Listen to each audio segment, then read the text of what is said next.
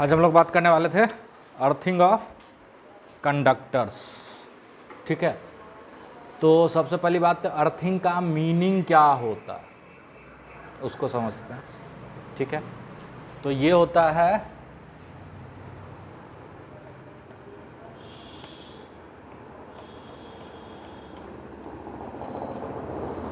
Connecting है conductor to a very large neutral conductor। ठीक है,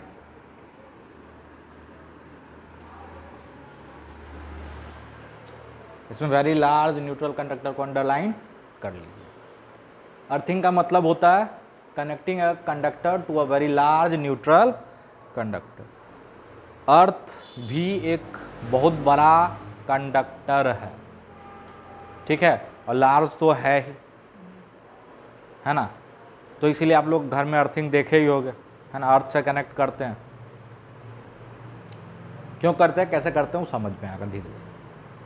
अच्छा, बहुत वेरी लार्ज न्यूट्रल कंडक्टर का मतलब उस पर चार्ज क्या है, जीरो, है ना। तो पोटेंशियल क्या है, जीरो, उसका पोटेंशियल क्या है, जीरो। अब बहुत बड़ा है तो उस पर थोड़ा बहुत चार्ज दे भी देंगे तो उसका पोटेंशियल चेंज होकर क्या होगा, जीरो ही रहेगा, है ना। ये इसका फिजिकल मीनिंग है कि वेरी लार्ज न्यूट्रल बोलने का मतलब है कि थोड़ा बहुत चार्ज अगर उस पर दे दिए या थोड़ा बहुत चार्ज उससे ले लिए तो उससे क्या होगा,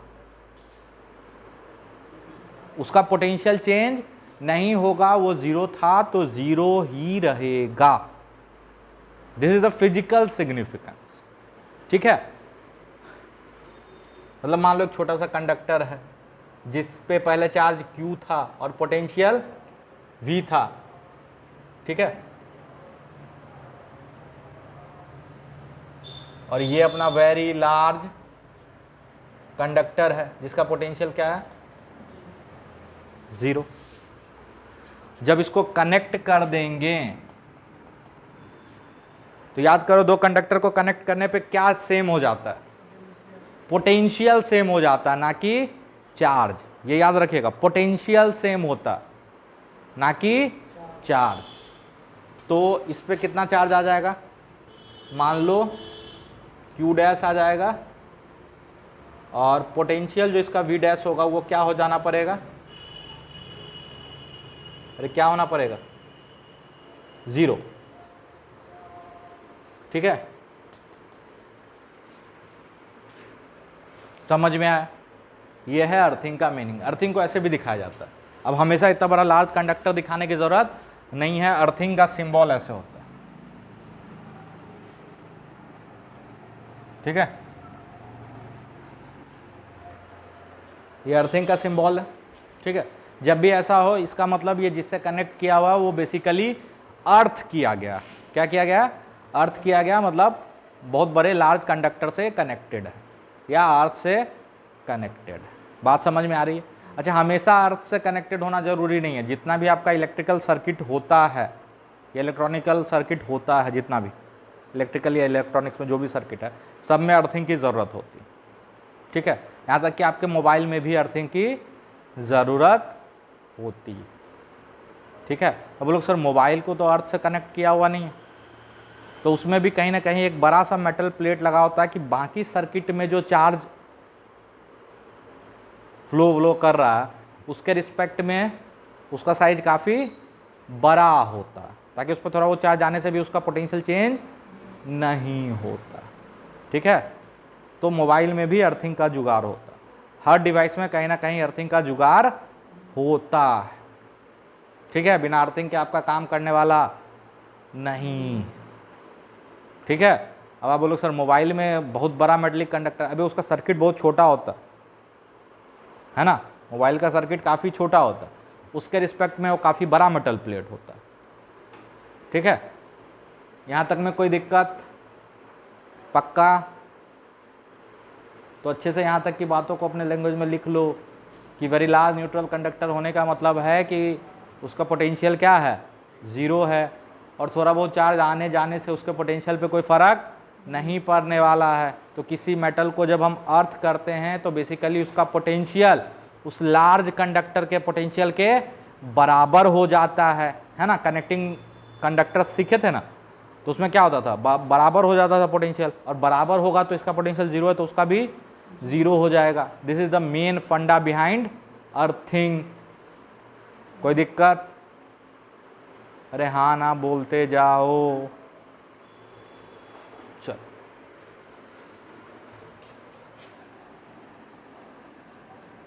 सवाल मांग।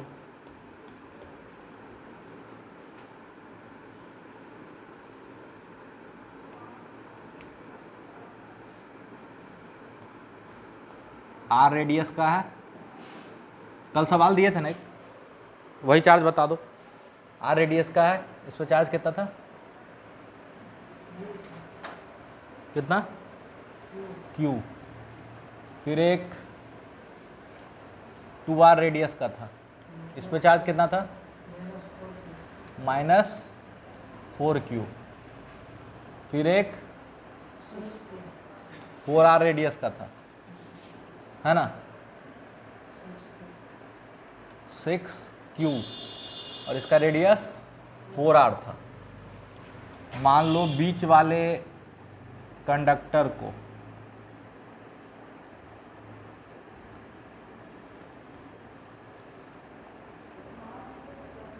अर्थ कर देंगे हम, ठीक है।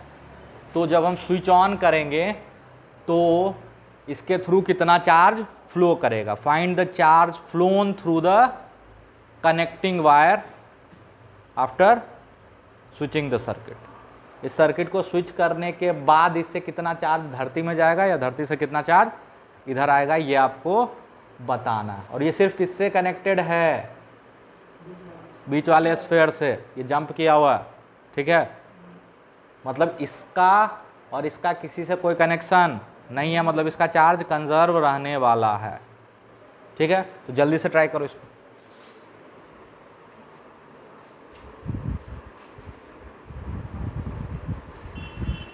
चलो पहले अगर मान लो कनेक्टेड नहीं था तो चार्ज डिस्ट्रीब्यूशन बता दोगे। इनर सरफेस पे कुछ नहीं होगा, आउटर सरफेस पे क्यू होगा, इधर -q होगा, इधर -3q होगा, इधर +3q होगा और इधर +3q होगा। बट हम आपको बार बार बोल रहे हैं पोटेंशियल के लिए चार्ज का जो कॉन्फ़िगरेशन है इनर आउटर पे क्या है उससे कोई फर्क पड़ता नहीं है। कल वो दिखा दिया था आपको एक नॉन कंडक्टिंग स्फीयर लेके, है ना, प्रूव भी कर दिए थे आराम से कि मान लो अगर हम अपने मर्जी से चार्ज डाल देते, आधा इधर आधा इधर, फिर 2 और 4 करके मान लो, तो दोनों केस में पोटेंशियल पे कोई फर्क पड़ नहीं रहा था। चलो अब क्या है कि जैसे इसको कनेक्ट करेंगे तो यहाँ पे मेन फंडा ये कोई मत बोलना कि अब यहाँ कितना चार्ज बचेगा, अब आप नहीं बता सकते क्योंकि यहाँ अर्थ से कनेक्टेड किए हैं, और अर्थ से कनेक्ट किए हैं या लार्ज न्यूट्रल कंडक्टर से कनेक्ट किए हैं तो चार्ज आ भी सकता है और चार्ज जा भी सकता है, ठीक है। तो सीधा सीधा मान लो अब यहाँ चार्ज कितना हो गया, x हो गया, ठीक है। और ये यहाँ पे कितना कंडक्टर है, 1 2 3। जैसे ही दूसरे कंडक्टर को अर्थ से कनेक्ट किए हैं तो potential of second conductor will be 0। Second conductor का पोटेंशियल लिखना आता है, देखो पहले पे चार्ज का कोई फेरबदल हो नहीं सकता, क्यों, पहला किसी से कनेक्टेड है नहीं, तो इसके कारण यहाँ का पोटेंशियल क्या लिखोगे जल्दी से बताओ, kq/2r plus kx/2r plus k × 6q/, इसके अंदर का पॉइंट है 4r बराबर 0, k/r k/r k/r cancel out हो जाएगा, आई k6q/, kq/, अबे इसके लिए बाहर वाला पॉइंट है ना, तो सेंटर से दूरी लेते हैं ना, होश में नहीं है क्या। और इसके लिए स्फीयर का पॉइंट है तो रेडियस लेते हैं, और इसके लिए अंदर वाला पॉइंट है तो इसका रेडियस लेते हैं, है ना। सो जाता है क्या, तो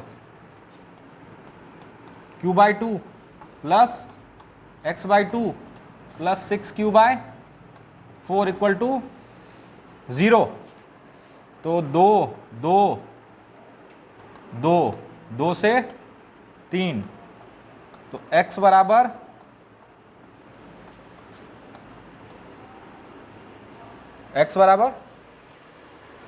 -4q आ गया क्या? उसका पोटेंशियल मतलब पहले से 0 था, है ना, उसका पोटेंशियल ऑलरेडी 0 था, अब हो गया बाय चांस, हम क्या कर सकते, ठीक है। मतलब अरे x कितना है, मतलब इस पे जो आप चार्ज आया -4q, पहले कितना चार्ज था -4q, तो ऑलरेडी संजोग से उसका पोटेंशियल 0 था, तो हम कुछ नहीं कर सकते। एक और सवाल दे देते हैं, दूसरा सा कॉन्फिडेंस आएगा, बट लिख लो कि यहां से कितना चार्ज फ्लो करेगा, तो भाई नहीं करेगा फ्लो, क्योंकि इसका पोटेंशियल पहले भी 0 था, और जब अर्थ से कनेक्ट किए तो भी 0 होना चाहिए, तो जो था वो चाहिए, मतलब जो चाहिए वो था, तो कुछ नहीं होगा, है ना। लिख लो ये, फिर एक और क्वेश्चन दे देंगे। फंडा समझ में आया, बेसिक फंडा क्या है वो समझ में आया। संयोग से हम सोचे कि कल वाला डाटा ले लेते हैं, हमको थोड़ा कॉन्फिडेंस आ जाएगा, चार्ज डिस्ट्रीब्यूशन किया हुआ था उस पर, चलो कोई बात।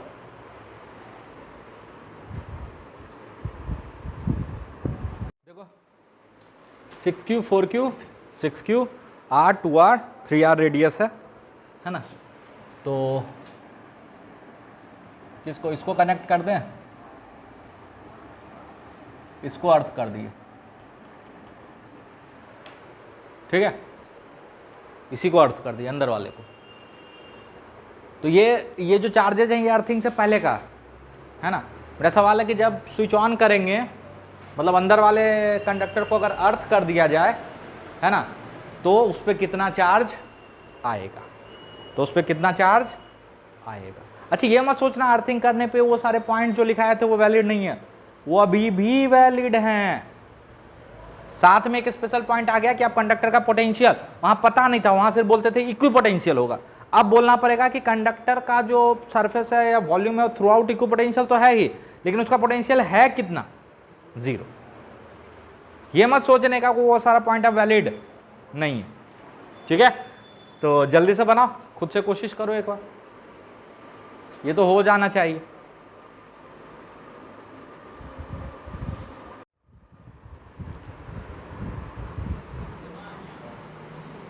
चल तो ये सवाल देख लेते हैं पहले, क्या 0 ही था पहले से, नहीं ना, चलो देख लेते हैं। 6q 4q 6q जैसे कनेक्ट करोगे तो मान लेते हैं अब इस पे कितना चार्ज हो गया, x, ठीक है। तो क्या लिख देंगे, इसका पोटेंशियल लिखते हैं 0 करने का, x बटे r plus k into 4q by r plus k into 6q by r। अब सब इनसाइड पॉइंट है, तो ये हो जाएगा 2r और ये हो जाएगा 3r, ठीक है। दिस मस्ट बी 0, तो k by r k by r k by r, और ये हो जाएगा 2q और ये हो जाएगा 2q, होगा ना। तो x बराबर -4q, मतलब यहां पे पहले कितना था चार्ज 6q, अब कितना बचा -4q बचा, मतलब उससे 10q चार्ज फ्लो किया होगा, किधर, अर्थ की तरफ, अर्थ में फ्लो किया होगा कि अर्थ से फ्लो किया होगा, टू अर्थ। हाँ, कोई दिक्कत, ठीक है। अब ये सवाल रह रहा है, कल इसमें से एक सवाल छोड़ दिए थे हम आपके लिए होमवर्क करने के लिए, ट्राई तो किए नहीं होंगे, हाँ सर गंदी गंदी बातें मत किया करो सर, अपन ट्राई करेंगे तो आप क्या करोगे, है ना, तो ट्राई तो आप ही किया करो। अब नालायक हम इसलिए छोड़े थे ना कि थोड़ा सा मेहनत कर लो, है ना सर, मेहनत से क्या होता है ना, मेहनत तो गधे करते हैं, है कि नहीं। चलो इधर देखो, इसमें था कि ये Q चार्ज और यहाँ पे जो -Q इंड्यूस होगा, यहाँ थोड़ा ज़्यादा इंड्यूस हो रहा है, और इधर कम होगा, याद है। इसके कारण P पे पोटेंशियल लिखना, किसी पॉइंट पे पोटेंशियल लिखने का मतलब कहीं पे आपने पोटेंशियल जीरो माना होगा, हम इन्फिनिटी पे जीरो मानते हैं। अगर आप याद करो तो इस दोनों के कारण लिखना है यहाँ पे पोटेंशियल, और याद करो तो इस दोनों के कारण जो नेट फील्ड इस रीजन में, गामा रीजन में, वो क्या है, इन दोनों के कारण नेट फील्ड गामा रीजन में जीरो है। अच्छा, किसी जगह का पोटेंशियल लिखने का एक और तरीका था, क्या था, अगर मान लो P का पोटेंशियल लिखना है तो आप ऐसे लिख सकते हो minus integration E dot dl from infinity to that point P। तो इन्फिनिटी से यहाँ तक इंटीग्रेट कर देंगे, है ना, इन्फिनिटी से यहाँ तक इंटीग्रेट कर देंगे इलेक्ट्रिक फील्ड को। अब जिसके कारण पोटेंशियल पूछ रहा है उसी के इलेक्ट्रिक फील्ड को इंटीग्रेट करोगे तो उसका तो फील्ड ही जीरो है, तो इलेक्ट्रिक फील्ड को इंटीग्रेट करोगे तो पोटेंशियल एट P कितना आ जाएगा, जीरो, क्योंकि इन्फिनिटी से यहाँ तक डेल्टा V जीरो आएगा। क्या आएगा, डेल्टा V जीरो आएगा, तो यहाँ का पोटेंशियल क्या आ जाएगा, जीरो। तो इन दोनों चार्ज के कारण यहाँ का पोटेंशियल क्या हो जाएगा, जीरो। यही सोचना था, और यहाँ बेसिक से सोचना था, सबसे आसान है ना, कि पोटेंशियल का डेफिनेशन क्या है, line integral of electric field का निगेटिव, खत्म।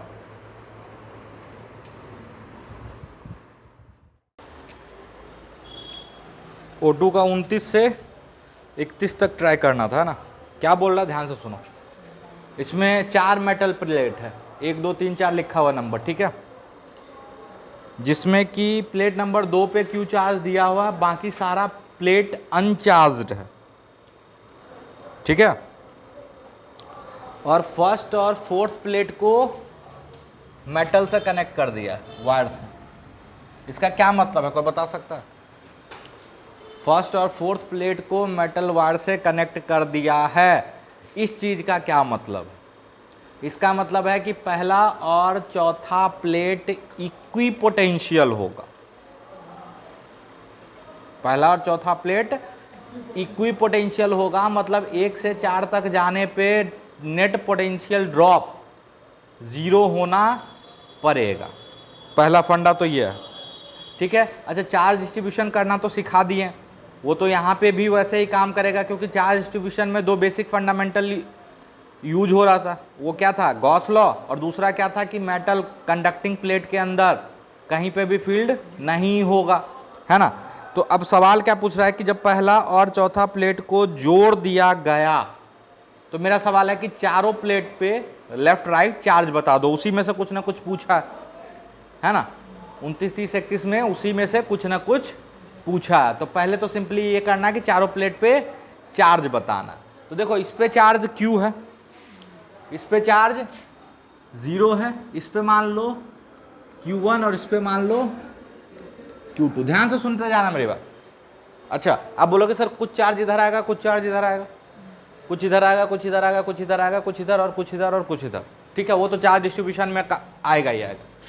लेकिन ये जो प्लेट पे Q1 या Q या 0 या Q2 का जो डिस्ट्रीब्यूशन है, उससे पोटेंशियल को कोई फर्क नहीं पड़ता, उससे पोटेंशियल को कोई फर्क नहीं पड़ता। याद दिला देते हैं आपको कैसे नहीं पड़ता। मान लो एक सिंगल प्लेट था, सिंगल लेयर ऑफ चार्ज था, याद आ रहा,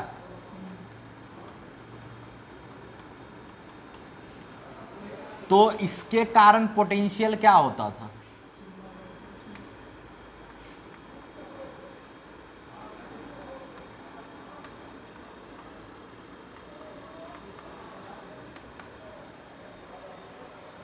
ये होता था ना। अरे 2 पॉइंट है A और B, मान लो यहां से यहाँ, ये है RA और ये है RB। कोई दिक्कत, याद आ रहा है?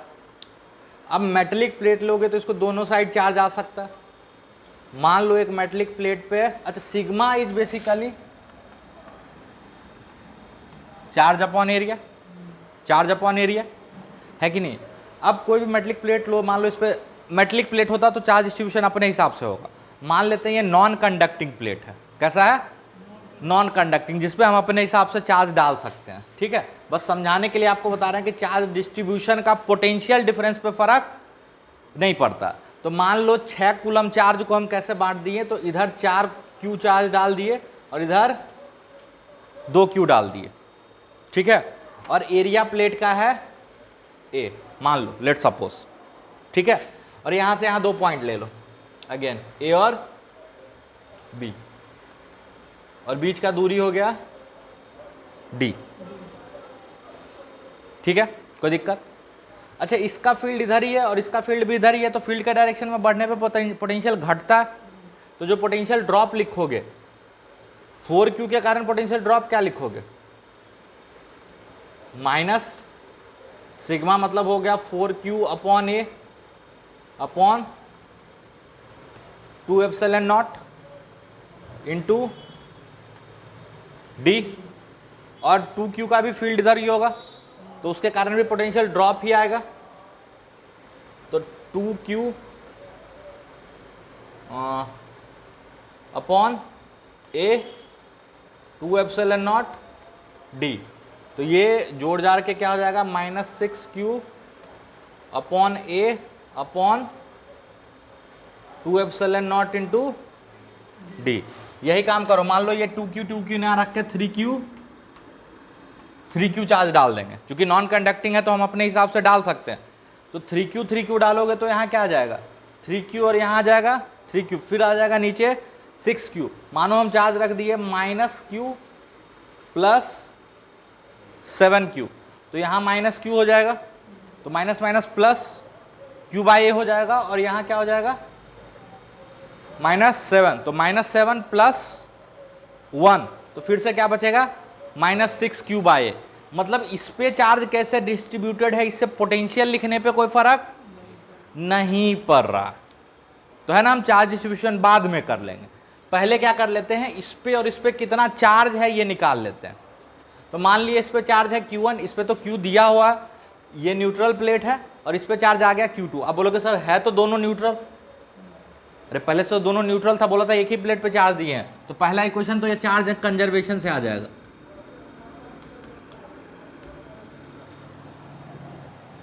Q1 प्लस Q2 बराबर 0। अच्छा, चार्ज इस पे कैसे डिस्ट्रीब्यूटेड है उससे तो कोई फर्क ही नहीं पड़ता, तो Q1 का फील्ड मान लेते हैं ऐसे होगा, ठीक है। तो Q1 के कारण यहां से यहां मूव करने पे पोटेंशियल में ड्रॉप होगा। अरे ये फील्ड है ना, Q1 के कारण अलग से हम बना लेते हैं, एकदम अलग, परेशान ही नहीं करता। Q1 इसका फील्ड इधर, और इधर वाला फील्ड इधर, तो ये पूरा दूरी कितना हो जाएगा? 4D। तो पोटेंशियल में जो ड्रॉप आएगा वो आएगा -Q upon A upon 2 epsilon not into 4D। Drop नहीं बोल रहे हैं, ड्रॉप तो फिर माइनस साइन हटा दोगे, ये आएगा चेंज इन पोटेंशियल आएगा। तो इसके कारण जो पोटेंशियल में चेंज आया इसको मान लेते हैं डेल्टा V1, ठीक है, कोई दिक्कत? अगला इसका, इस Q का फील्ड लिखो। ये जो Q है इसके कारण इधर फील्ड होगा इधर, और इधर फील्ड होगा इधर, ठीक है। और ये आपका पहला प्लेट और ये लास्ट वाला प्लेट। तो जब यहां से यहां चलेंगे तो पोटेंशियल बढ़ेगा, और यहां से यहां चलने पे पोटेंशियल घटेगा। तो क्या होगा?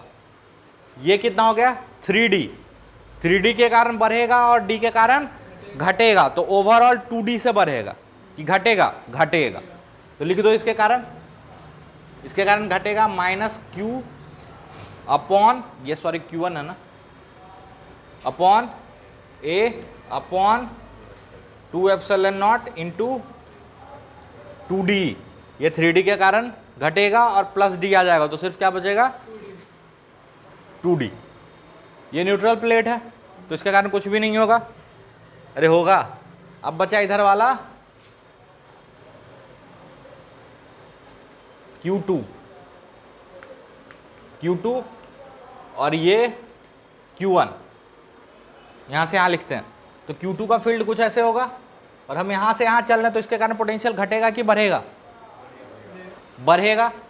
तो इसके कारण जो आएगा ये हो गया डेल्टा V2, और इसके कारण का डेल्टा V3 ये हो जाएगा आपका Q2 by A upon 2 epsilon not into 4D होगा। टोटल जोड़ दो सबको, तो नीचे 2 एप्सिलॉन नॉट और ये कैंसिल आउट हो जाएगा।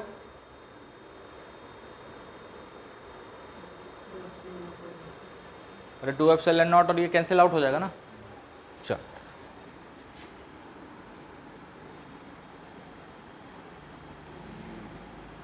और डी भी कैंसिल हो जाएगा, तो सिर्फ बचेगा माइनस Q इंटू 4, ये बचेगा माइनस Q इंटू 2 और वो बचेगा माइनस Q2 इंटू 4 बराबर 0। तो इसको उधर ले जाओ, ये हो जाएगा 4 इंटू, ये प्लस हो जाएगा, हाँ, Q2 माइनस Q1 बराबर, ये हो जाएगा 2Q, Q2 minus Q1, Q1 can be written as minus Q2, तो ये हो जाएगा Q2 प्लस Q2, तो 2Q2 और प्लस सॉरी इंटू 4 8Q2, तो Q2 कितना आ जाएगा Q bye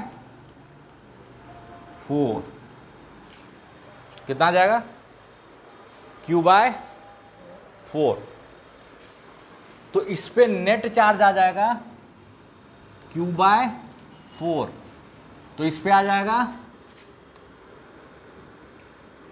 minus Q by 4, कुछ गड़बड़ नहीं हो सिर्फ, ठीक है। अब ध्यान से देखो, बाहर वाले पे टोटल का 2 यानी Q बाई 2 और Q बाय 2, इधर Q बाई 2, तो इधर कितना आएगा Q by 4 minus Q by 2 minus Q by 4 आएगा।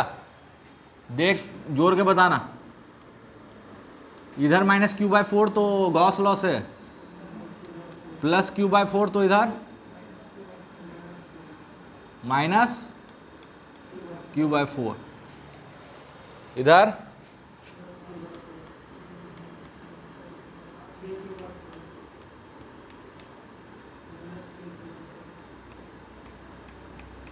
इस दोनों को जोड़ो तो इतना आना चाहिए, देखो तो आ रहा। Q बाई 2 को लिख सकते हो 2Q bye 4 minus 3Q bye 4, तो माइनस Q बाय 4 हो गया। अब देखो उसमें क्वेश्चन क्या क्या बोल रहा, इधर लो,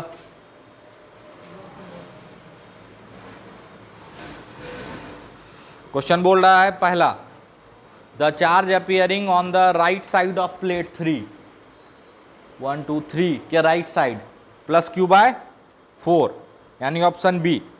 उसके बाद आ रहा है the charge appearing on the right side of plate 4, plate 4 के राइट साइड में क्या Q बाय 2, ठीक है। उसके बाद बोल रहा है कि the potential difference between plate 1 and 2 potential difference निकाल सकते हो क्या?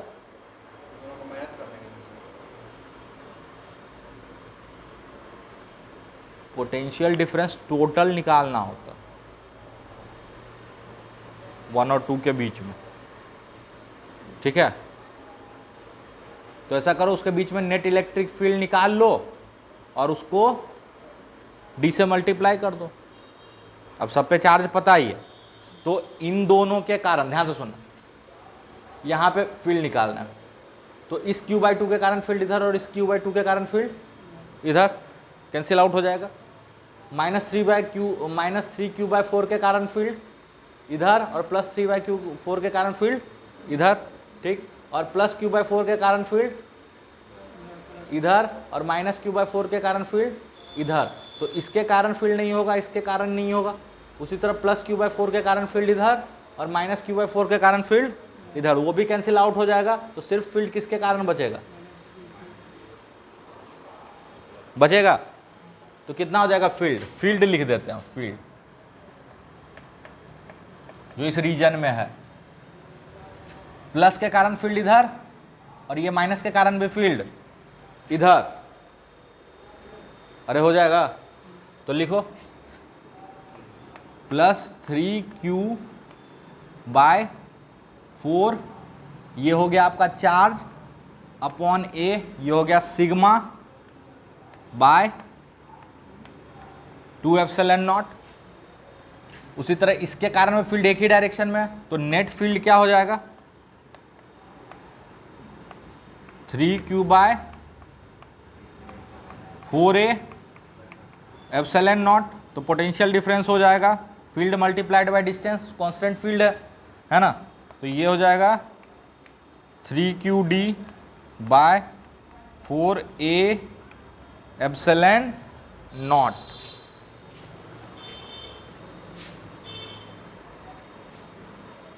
समझ में आया क्या किए, कुछ नहीं समझ में आया।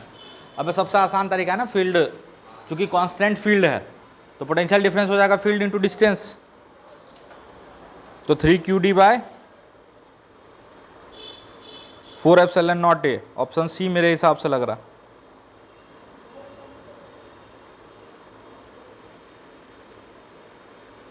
ठीक है, तो इसमें मेन फंडा क्या था, जो चार्ज डिस्ट्रीब्यूशन का तरीका सीखे थे तो सीखे ही थे। पहला और चौथे को जोड़े तो मेन क्या हो जाएगा, पोटेंशियल डिफरेंस जीरो हो जाएगा, मतलब पोटेंशियल सेम हो जाएगा। हम पोटेंशियल डिफरेंस की बात कर रहे हैं, है ना, तो पोटेंशियल क्या हो जाएगा, सेम हो जाएगा। ठीक, तो इस तरह से इलेक्ट्रोस्टैट की कहानी हो गई समाप्त। ठीक है, बाकी क्वेश्चन करोगे, क्वेश्चन के थ्रू भी कुछ सवाल आएंगे तो उसको हम बताते जाएंगे, अदरवाइज सब कुछ खत्म हो गया थ्योरी वाइज। ठीक है, कुछ चीज़ें क्वेश्चन से ही सीखते हम लोग, देखे ही हैं, है ना, सारे चैप्टर में। तो यहाँ तक में कोई दिक्कत किसी को, बाकी पीछे पढ़ोगे नहीं तो कुछ भी होने वाला नहीं है, हमेशा से बोलते हैं, आज भी बोलेंगे। ठीक है, तो जल्दी से इसको लिख लो, ग्रेविटेशन स्टार्ट करते हैं। क्या दिक्कत है, इसी का भाई है, इसी के साथ चले।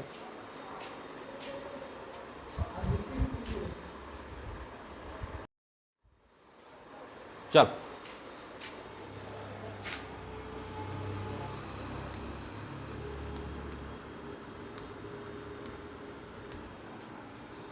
देखो ग्रेविटेशन को 11th में क्यों दिया हमको पता नहीं है, यहीं पे देना चाहिए उसका प्रॉपर जगह।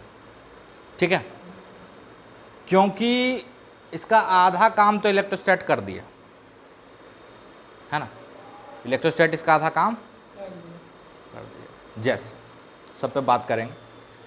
इस चैप्टर को मेनली हम 3 पार्ट में पढ़ें। ठीक है, 4 से 5 लेक्चर लगेगा मुश्किल से। ठीक, पहला पार्ट होगा वो जो इलेक्ट्रोस्टैट के जैसा है बिल्कुल। ठीक है, उस पार्ट में हम कुछ नहीं करेंगे, आपको बता देंगे क्या करना है। आप सारा फॉर्मूला जो इलेक्ट्रोस्टैट में पढ़े हो उसमें कन्वर्ट करके वो ग्रेविटेशन का फॉर्मूला बन जाएगा। आपको हम एक PDF बना के सारा फॉर्मूला का भेज देंगे कि ये सारा फॉर्मूला आएगा, इलेक्ट्रोस्टैट के कंपेरेबल होगा बिल्कुल। दूसरा पार्ट होगा variation in G due to different factors. Small g जो पढ़े हो आप, है ना, जिसको आप लोग एक्सेलरेशन ड्यू टू ग्रेविटी बोलते हैं, जिसको हम बोलते हैं GME अपॉन सेंटर से डिस्टेंस का स्क्वायर। उसमें वेरिएशन अलग अलग फैक्टर से होता है, जैसे आप अर्थ के सरफेस से कुछ हाइट पे चले जाओ, कुछ डेप्थ में चले जाओ, है ना, या फिर अर्थ के रोटेशन का भी कुछ फ़र्क पड़ता, तो वो हो जाएगा variation in acceleration due to gravity. ये एक पार्ट हो जाएगा। और तीसरा पार्ट हो जाएगा आपका प्लैनेटरी मोशन, है ना, प्लैनेट और सैटेलाइट कैसे घूम रहे हैं, किस लॉ के कारण घूम रहे हैं, किस पाथ पे घूम रहे हैं, है ना, उसकी जानकारी लें। तो जहाँ पे हम लोग कैप्लर्स लॉ भी पढ़ेंगे और फिर हम आपको थोड़ा बहुत समझाने की कोशिश करेंगे कि कैप्लर का जो तीनों लॉ है वो बेसिकली कंबाइंड एक फॉर्म में न्यूटन ने दिया था, जिसको बोलते हैं यूनिवर्सल लॉ ऑफ ग्रेविटेशन। ठीक है। कैपलर ने जो लॉ दिया था, थोड़ा सा कहानी भी आपको बता देते हैं पुराने ज़माने की। पहले लोग जो था, देखो there is some supreme power, हम माने या ना माने, ठीक है, हम थोड़ा सा आस्तिक टाइप के लोग और कुछ नास्तिक टाइप के लोग होते हैं। बट आस्तिक हो इसका मतलब अंधविश्वास नहीं फैलाना चाहिए, ठीक है। बिल्कुल भगवान को मानो, परमेश्वर को मानो, गॉड को मानो, लॉर्ड को मानो, है ना, वो अलग चीज है, वो आस्था का विषय है, उस पर चर्चा नहीं करेंगे, ठीक है। बट उसके नाम पे लोगों को भ्रमित करना गलत। पहले भ्रमित किया जाता था पुराने जमाने में, अभी भी किया जाता है, बट पहले बहुत ज़्यादा था। पहले लोग पढ़े लिखे नहीं होते थे, तो उनको क्या बोला जाता था, जो पुराने ज़माने में उधर खासकर इंडिया से बाहर ये ज़्यादा होता था, बोलते थे कि देखो हम लोग जो हैं वो सेंटर ऑफ यूनिवर्स हैं और पूरी दुनिया, पूरा ये ब्रह्मांड हम लोग के चारों तरफ चक्कर काटता है, ठीक है। पूरा ब्रह्मांड हम लोगों के चारों तरफ चक्कर काटता है। क्यों भाई? तो हम लोग स्पेशल हैं, ऊपर वाले ने हम लोगों को स्पेशल बनाया, और स्पेशल तो तभी होगे ना when you will be the centre of attraction. अरे किसी पार्टी में जाते हो तो स्पेशल गेस्ट के चारों तरफ लोग घूमते हैं, कि स्पेशल गेस्ट चारों तरफ घूमते रहता है, लोग स्पेशल गेस्ट के चारों तरफ घूमते हैं, क्योंकि वो पार्टी का मेन अट्रैक्शन है। तो पहले लोगों को डराया जाता था, देख भाई हम लोग स्पेशल हैं, ठीक है, और स्पेशल लोग ही राज करेंगे, ठीक है, और उस स्पेशल में जो पढ़े लिखे होंगे वो उन पे राज करेंगे, मतलब आप पे राज करेंगे। तो पहले यही होता था, ठीक है। तो धरती सेंटर है और पूरा यूनिवर्स इसके चारों तरफ घूम रहा। फिर कुछ लोगों ने थोड़ा सा प्लेनेटरी मोशन को स्टडी करा टेलीस्कोप वगैरह से, या उनके पोजीशन को रीड कर करके कि देखो अलग अलग टाइम पे यहाँ जा रहा है ना। फिर समझ में आया कि देखो भाई तुम स्पेशल कुछ हो नहीं, है ना। और सन के चारों तरफ घूम रहा है, पृथ्वी ना कि पृथ्वी के चारों तरफ घूमता है सन। डाटा वाटा कलेक्ट किए कि हाँ आज के दिन ऐसे चल रहा है, फिर ऐसे चल रहा है, ऊपर नीचे, ठीक है। और स्टार वगैरह का पोजीशन वगैरह देख देख के लोगों को इंटरेस्ट था आकाश में हमेशा से, शुरू से,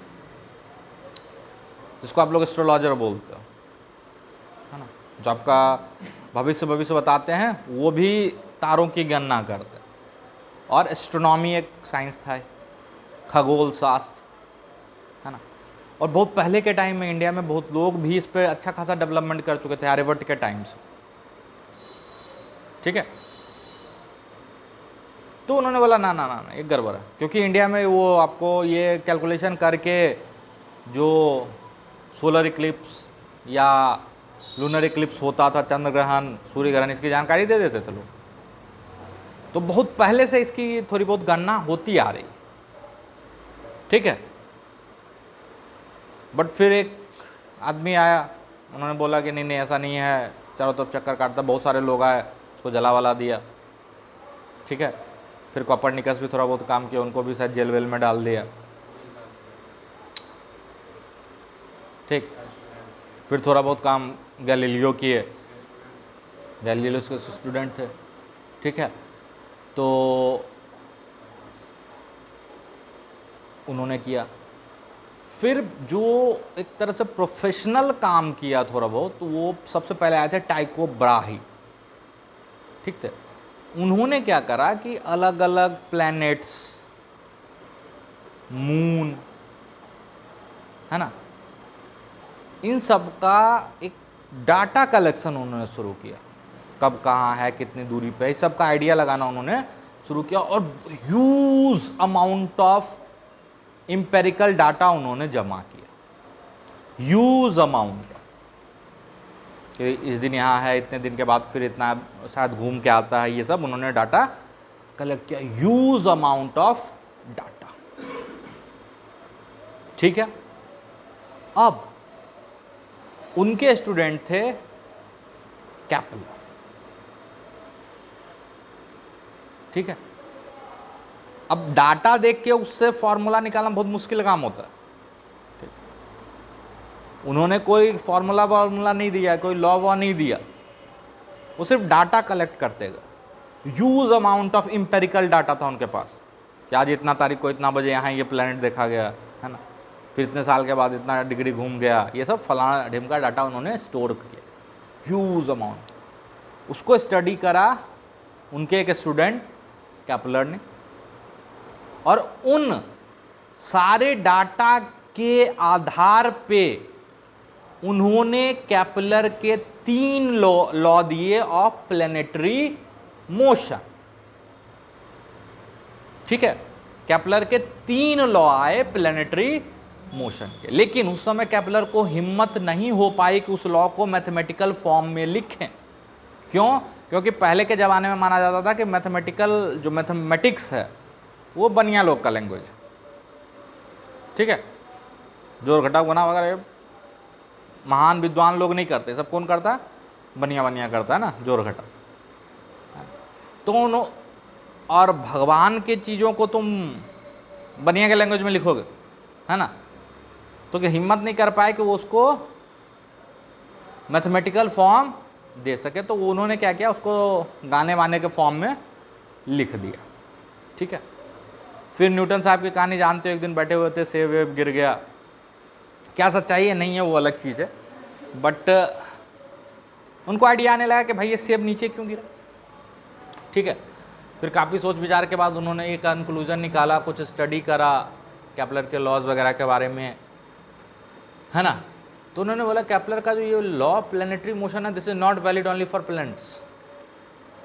जिस फोर्स से सन अर्थ को अट्रैक्ट कर रहा है या अर्थ मून को अट्रैक्ट कर रहा है, वही फोर्स है जो इस एप्पल को भी सन की तरफ अट्रैक्ट कर रहा, सॉरी अर्थ की तरफ अट्रैक्ट कर रहा। They are not different. ठीक है, फिर उन्होंने कैपलर के 3 लॉ को मैथमेटिकल फॉर्म दिया, जिस फॉर्म में हम लोग पढ़ेंगे, और साथ में उन्होंने अपना यूनिवर्सल लॉ ऑफ ग्रेविटेशन दिया, और उन्होंने कहा कि ये लॉ इस तीनों लॉ को इससे डिराइव किया जा सकता है। कैपलर के जो 3 लॉ हैं उसको न्यूटन के यूनिवर्सल ग्रेविटेशनल लॉ से डिराइव किया जा सकता है, और न्यूटन ने बोला कि ये लॉ सिर्फ प्लैनेट्स तक ही सीमित नहीं है। न्यूटन ने बोला कि कोई भी 2 मास होगा, पॉइंट मास। अच्छा, इसी दौरान उन्होंने कैलकुलस का भी आविष्कार कर दिया। यहीं पे उनको कुछ पंगा आ रहा था, है ना, क्योंकि उसमें मैथमेटिकल टूल बहुत ज़्यादा डेवलप था नहीं, तो इन सारे कैलकुलेशन के दौरान उनको कुछ पंगा आ रहा था, तो उसी में उन्होंने पूरा का पूरा कैलकुलस डेवलप कर दिया खुद से, है ना। तो कैलकुलस भी पूरा न्यूटन का ही है, जानते ही होगे, है ना। फिर कुछ लोग बोलते हैं कि इधर न्यूटन ने भी किया और उधर लेबनीज, उन्होंने इंडिपेंडेंटली किया, कुछ लोग बोलते हैं, और कुछ लोग ये भी बोलते हैं कि लेबनीज पहले कर लिया था, बट ये इतना पुराना काम, हमको उससे क्या मतलब। बट ये है, हिस्ट्री में ये है कि न्यूटन ने इंडिपेंडेंटली डेवलप किया था, वो लेबनीज का हेल्प लेके नहीं किए थे, वो इंडिपेंडेंटली डेवलप किए थे। ठीक है, और लेबनीज इंडिपेंडेंटली डेवलप किए थे। कौन पहले कौन बाद में किया, this is the part of history and we are not going in that, क्योंकि ये इतना पुराना टाइम का है कि उसका कोई रिटन डाटा अवेलेबल, एकदम एक्चुअल फैक्ट अवेलेबल होता नहीं कि फोटो वोटो खींच के कि प्राइज मिल रहा है ना, है कि नहीं, तो उस पर नहीं जाता। तो उन्होंने पूरा का पूरा कैलकुलस यहाँ पे डेवलप कर दिया खुद से, और उन्होंने लिखा कि अगर 2 पॉइंट मास है,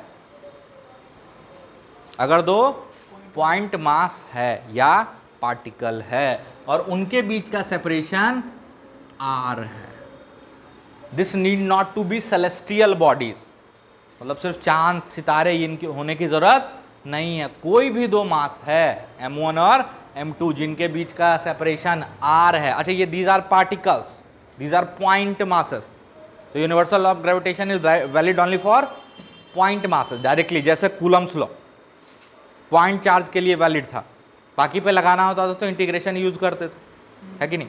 तो ये भी वैलिड सिर्फ किसके लिए, डायरेक्टली पॉइंट चार्ज के लिए, और स्फेरिकल सिमेट्रिकल बॉडी के लिए भी वैलिड हो जाता है, क्योंकि स्फेरिकली सिमेट्रिकल बॉडी में ऐसे बिहेव करता है कि उसका सारा चार्ज कहाँ, सेंटर पे, उसी तरह सारा मास कहाँ बिहेव करता है, as if it is at centre, तो वहाँ काम चल जाता है। दैट डजंट मीन ये लिखा गया था अलग अलग शेप के लिए, है ना, वहाँ पे ये वैलिड हो जाता स्फेरिकल सिमेट्री के केस में। अदरवाइज इन्होंने बोला कि दो पार्टिकल जिसके बीच का सेपरेशन r है, तो दोनों पार्टिकल एक दूसरे को एक फोर्स से अट्रैक्ट करते हैं, और इस फोर्स का मैग्नीट्यूड होता है gm1m2 बाय आर स्क्वायर। इस फोर्स का मैग्नीट्यूड होता है gm1m2 by r square. Force attractive होता है हमेशा नेचर में। बस फंडा क्या है कि चार्ज में दो तरह का चार्ज होता था, पॉजिटिव चार्ज तो रिपल्सिव होता था, दोनों अगर पॉजिटिव है और दोनों निगेटिव है तो रिपल्सिव यानी सेम नेचर का हो तो, और अपोजिट नेचर का हो तो अट्रैक्ट करता है। बट मास में पॉजिटिव मास और निगेटिव मास नहीं होता, मास मास होता है, और हमेशा एक मास दूसरे मास को अट्रैक्ट करता है, और उस फोर्स का मैग्नीट्यूड होगा gm1m2 बाय आर स्क्वायर। अगर इसको मैथमेटिकली इसको वेक्टर फॉर्म में लिखना चाहो, मान लो एक मास m1 है, इससे r पोजीशन वेक्टर पे दूसरा मास m2 है। क्या कर रहे हो यार, हाँ ठीक है, कोई दिक्कत? तो m1 जो m2 पे फोर्स लगाएगा, force on m2 bye m1, ये फोर्स हो जाएगा minus gm1m2 by r square r cap. यार देखा देखा नहीं लग रहा है,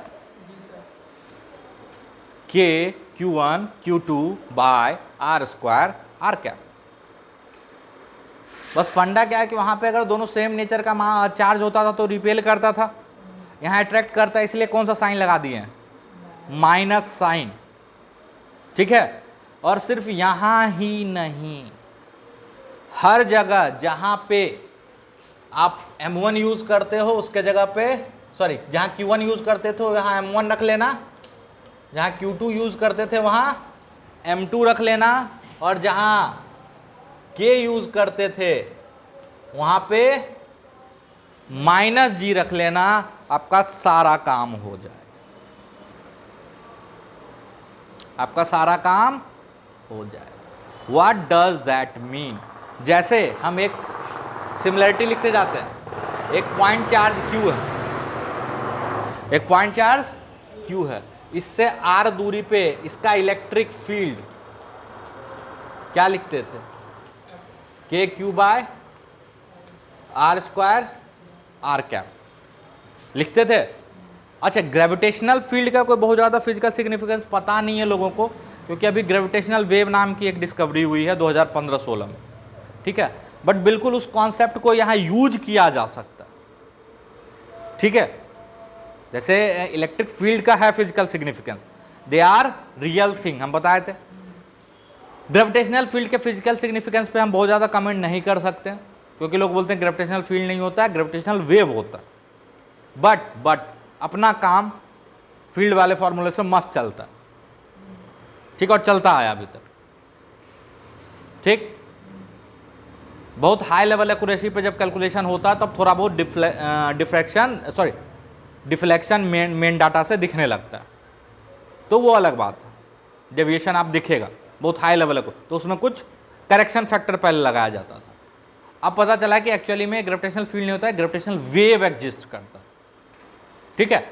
तो वो अपने सिलेबस का हिस्सा नहीं है, तो उस पर बहुत ज़्यादा बात हम लोग नहीं करेंगे, तो अपना काम फील्ड से चल जाए। तो उसी तरह अगर m मास है तो हम बोलेंगे कि अपने चारों तरफ कौन सा फील्ड क्रिएट कर रहा है, ग्रेविटेशनल फील्ड। और r दूरी पे अगर हमको ग्रेविटेशनल फील्ड लिखना है तो हम मस्त ग्रेविटेशनल फील्ड लिख सकते हैं, या इसको ऐसे भी लिखा जाता है, ठीक है। ये हो जाएगा minus g m by r square r cap, ठीक है।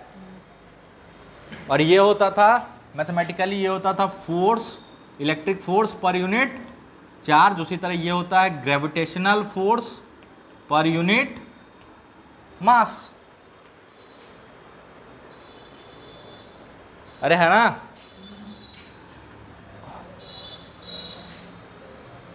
उसके बाद जैसे एक रिंग होता था। अच्छा, माइनस जी को किससे रिप्लेस करोगे, के से। अच्छा, एप्सिलॉन आ जाएगा, एप्सिलॉन को किससे रिप्लेस करोगे,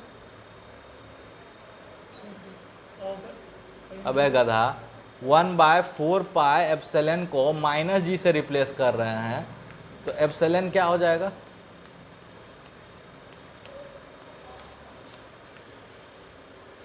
तो 1/एप्सिलॉन क्या हो जाएगा?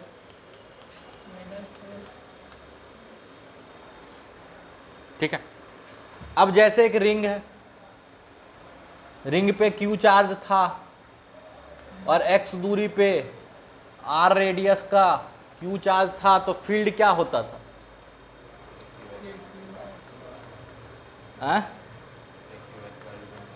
के क्यू एक्स स्क्वायर प्लस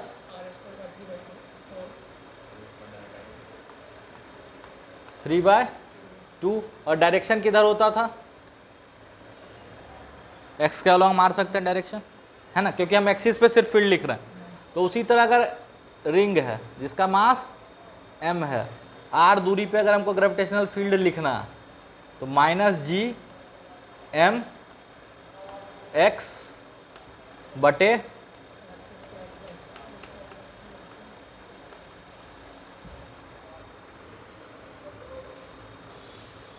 ठीक है। अब समझ में आ रहा है इसको यहां क्यों पढ़ा रहा है? यहां तक लिखो जल्दी से।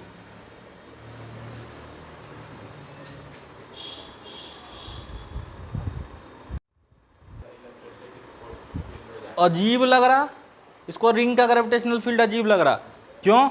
रिंग में मास नहीं होता। जरूरी नहीं है रे, तुम्हारा ग्रेविटी नीचे होता, तुम दोनों एक दूसरे को नीचे धक्का मार रहे हो। तुमसे भूल के ना बताऊंगा। अबे this force of attraction acts along the line joining the point masses. इधर मास है कहाँ एक्स अच्छा, जब इलेक्ट्रिक फील्ड लिखते थे तो वहां पे दूसरा चार्ज होता था क्या? क्यू का असर होता था। हाँ, तो यह भी इस मास का असर है। वहाँ उस असर में दूसरा मास रखोगे तो अट्रैक्ट होगा उधर, है ना। मास यहाँ पे मास किधर मूव करेगा? जिधर फील्ड है उधर ही मूव करेगा, उधर इस पे फोर्स लगेगा, क्योंकि यहाँ पॉजिटिव और निगेटिव मास तो होता नहीं। मान के चल सकते हो बिल्कुल वैसे ही, बट ग्रेविटेशनल फील्ड के एग्जिस्टेंस का कोई जानकारी है नहीं। हम बोल रहे हैं ना उसके जगह पर ग्रेविटेशनल वेव होता है, लेकिन सारा काम अपना चल जाएगा बिल्कुल वैसे ही, मैथमेटिकल कैलकुलेशन। ठीक है,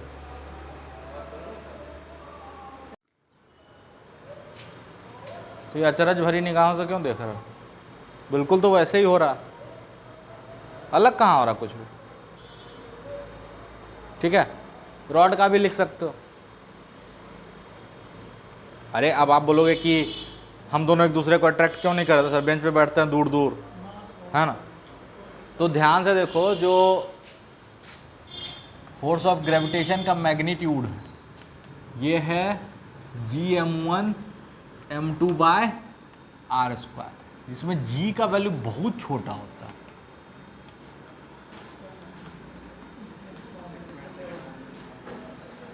इस ऑर्डर का।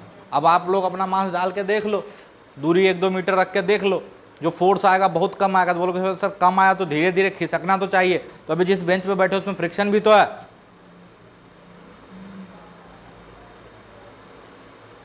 और जितना एक कम ये ग्रेविटेशनल फोर्स है उतना उससे ज्यादा फोर्स तो हम फूंक के लगा दें।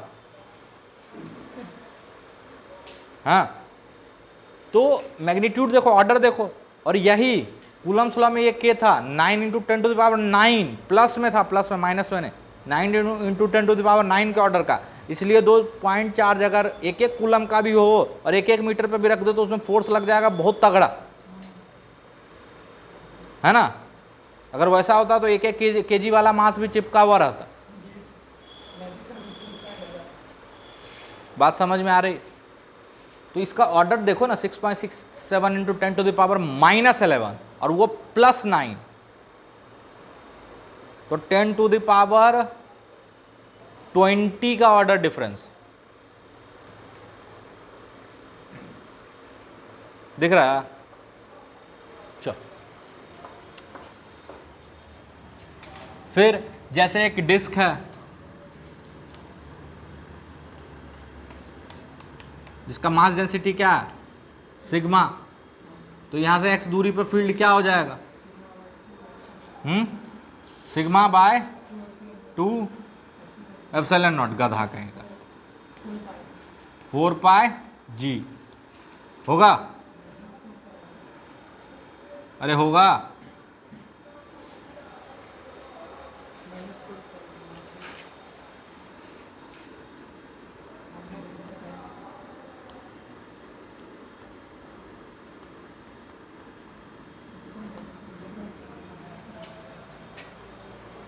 होगा।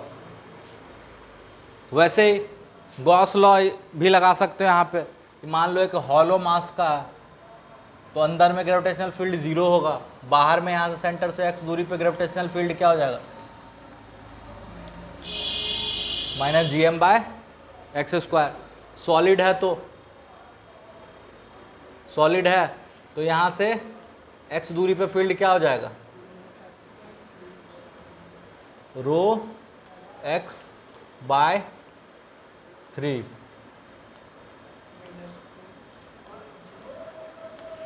माइनस 4 पाई जी।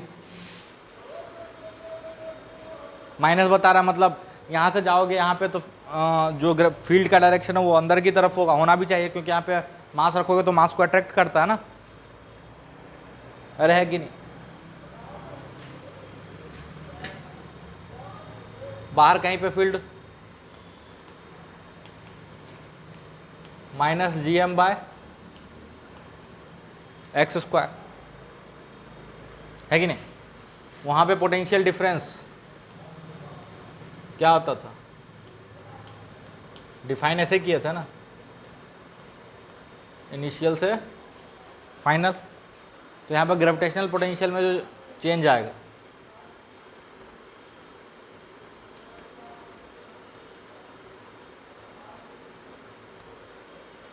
माइनस जी डॉट डी एल हो जाएगा, ठीक है। अब जैसे एक पॉइंट चार्ज का पोटेंशियल x दूरी पे क्या लिखते थे, के क्यू बाय एक्स पोटेंशियल, तो उसी तरह इन्फिनिटी पे पोटेंशियल को 0 मान के m मास का पोटेंशियल x दूरी पे क्या लिखोगे, minus G m by x. Electric dipole होता था, मास का कोई डायपोल नहीं होगा, प्लस माइनस मास नहीं होता, ठीक है। उसी तरह रिंग का पोटेंशियल लिख सकते हो। फिर हॉलो स्फीयर है तो हॉलो स्फीयर के अंदर में पोटेंशियल क्या होता था, के क्यू बाय आर, तो यहाँ पे हो जाएगा minus G m by r, और बाहर में पोटेंशियल क्या हो जाएगा, के क्यू बाय एक्स होता था तो यहाँ पे क्या हो जाएगा, minus G m by x. Potential का ग्राफ कैसे बनाते थे, ऐसे बनाते थे ना कुछ, इसका ग्राफ कुछ ऐसे बनेगा,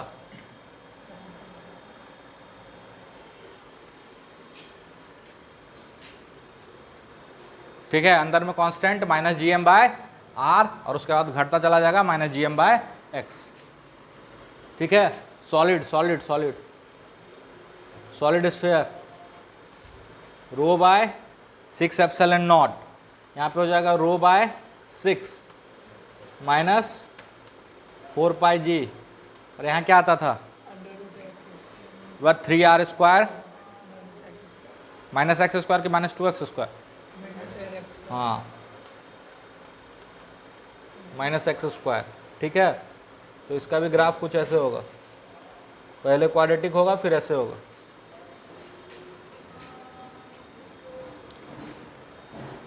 अरे होगा कि नहीं होगा। उसी तरह जैसे दो मास को एक साथ दो चार्ज को एक साथ रखते थे तो इसका पोटेंशियल एनर्जी क्या हो जाता था, k q n q two by r, तो दो मास है एक साथ रखोगे तो पोटेंशियल एनर्जी हो जाएगा minus G m one m two by r. Minus sign बता रहा है कि फोर्स का नेचर कैसा था, अट्रैक्टिव था, ठीक है। फिर यहाँ पे भी वैसे ही सेल्फ एनर्जी वगैरह निकाल सकते हो, सब कुछ वैसे ही चलेगा, समझ में आया।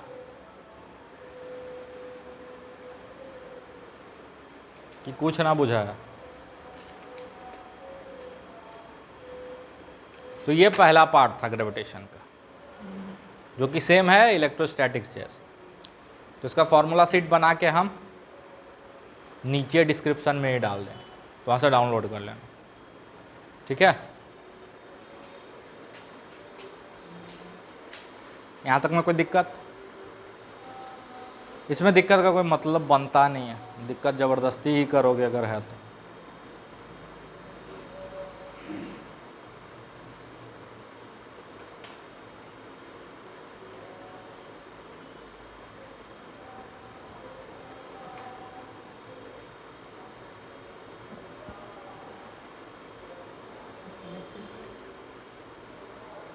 इलेक्ट्रिक फ्लक्स तो मैं यहाँ पे ग्रेविटेशनल फ्लक्स मान लेना, बट फ्लक्स का कोई ज़रूरत पड़ता नहीं है कभी, है ना। ग्रेविटेशन फील्ड लाइन का कोई बहुत ज़्यादा सिग्निफिकेंस बनता नहीं है फिर, ठीक है। यहाँ तक जल्दी से नोट करो, फिर वेरिएशन इन जी थोड़ा सा आज स्टार्ट कर देते हैं।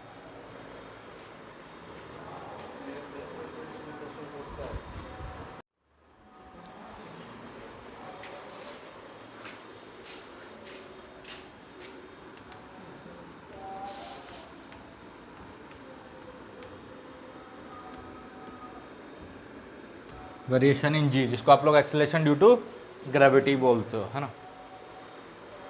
अलग अलग फैक्टर से क्या फ़र्क पड़ता है जी पे, उस पर बात करते हैं, कोई दिक्कत? अच्छा, ये जी जो है वो मैथमेटिकली इक्वल है ग्रेविटेशनल फील्ड के, है कि नहीं। अच्छा, तो मान लो एक मास है, पहले हाइट पे बात करते हैं। किस पे बात करते हैं? हाइट।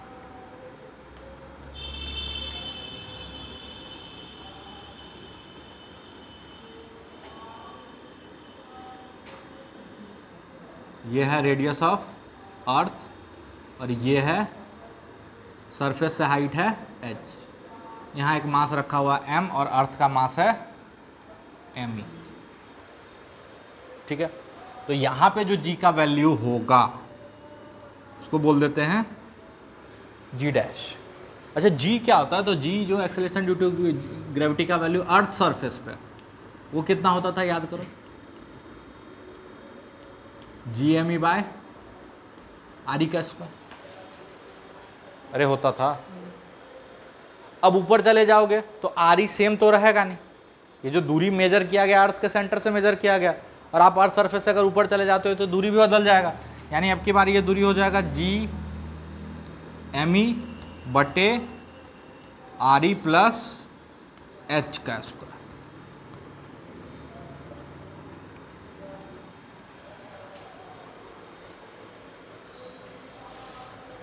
होगा?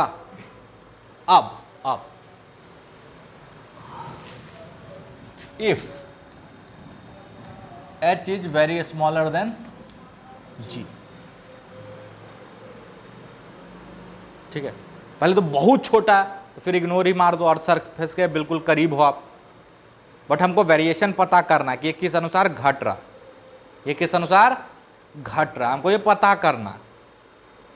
भले वो H छोटा लेकिन है, उसका सिग्निफिकेंस है।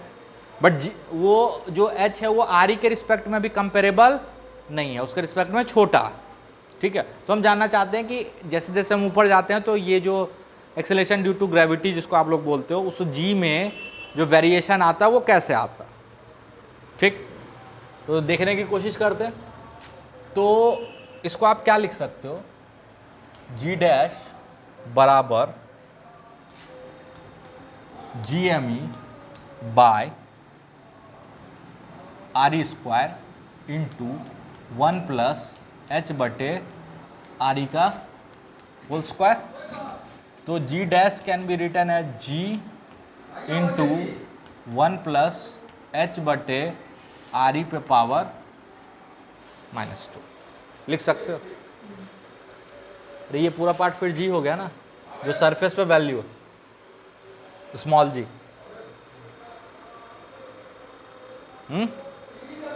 ठीक। अब since H is way way less than RE, तो this h by r e is less than 1, है ना। क्या हम बाइनोमियल यूज कर सकते हैं? बिल्कुल यूज कर सकते हैं। तो g डैश का वैल्यू हो जाएगा g इंटू 1 माइनस 2h बटे आर ई।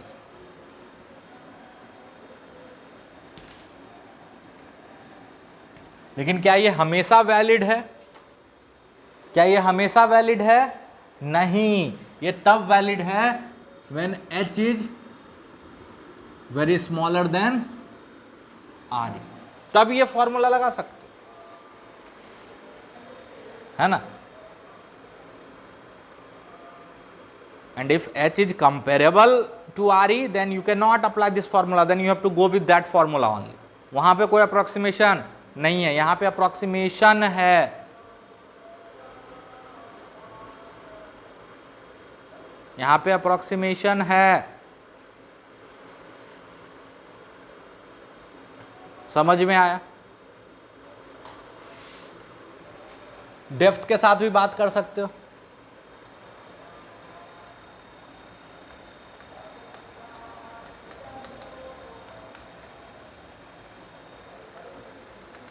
विथ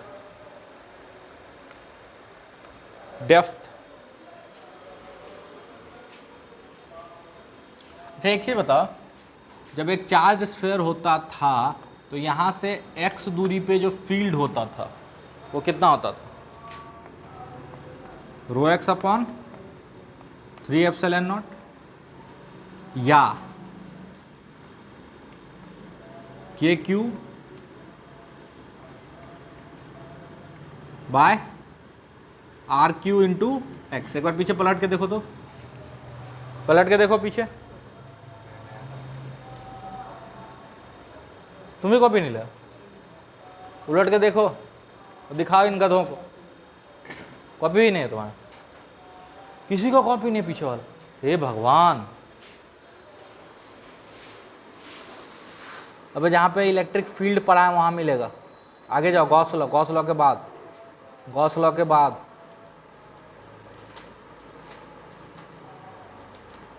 आगे जाओ, हाँ अब मिलेगा। यही है, यहीं पे होगा, यहीं पे सॉलिड स्फीयर।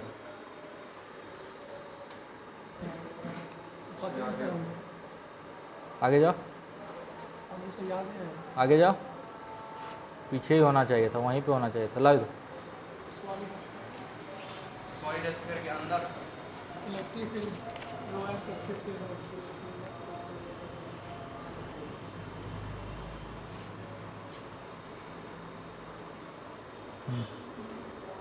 Lower circuit. ये देखो, ठीक है। तो अगर यहां से यहां पे ग्रेविटेशनल फील्ड की बात करें या जी की बात करें तो वो क्या हो जाएगा? सिर्फ मैग्नीट्यूड में बात करो तो वो हो जाएगा जी एम एक्स बटे आर क्यू।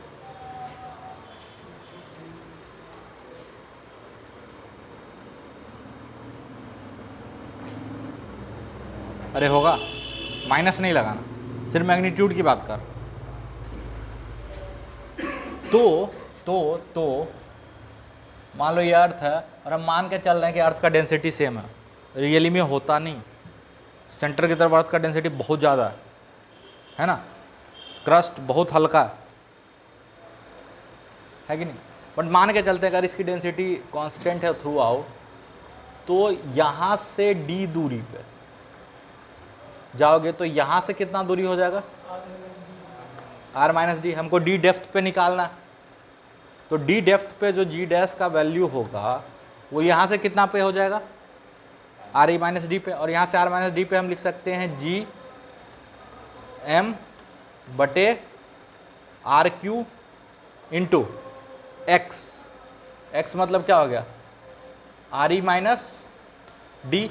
एक आर को इसके अंदर ले लो, एक आर को इसके अंदर ले लो, तो जी डैश क्या लिख दोगे? G into 1 minus D upon R E. तो ये हो गया वेरिएशन का फॉर्मूला विथ डेप्थ।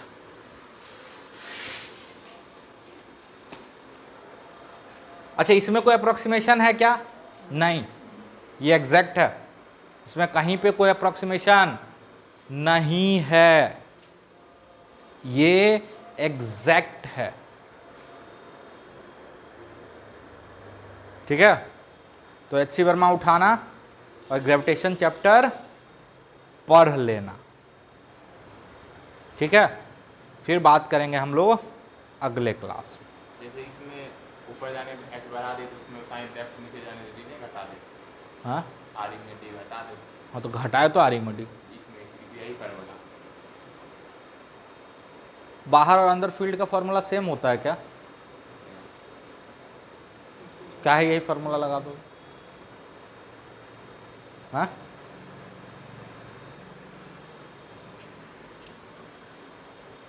अबे जी है तो फील्ड के बराबर है ना, सेम फॉर्मूला कैसे चेप दोगे? अरे भाई साहब का कहना है कि इसमें h के जगह पे -d लिख दें इसी फॉर्मूला में, तो क्या दिक्कत है सर? अबे वो नालायक, फील्ड का फॉर्मूला अंदर और बाहर अलग अलग होता है, वो बाहर का ये अंदर का, एक ही कैसे लिख दोगे? चलो, तो बाकी बात हम लोग नेक्स्ट क्लास में करते हैं।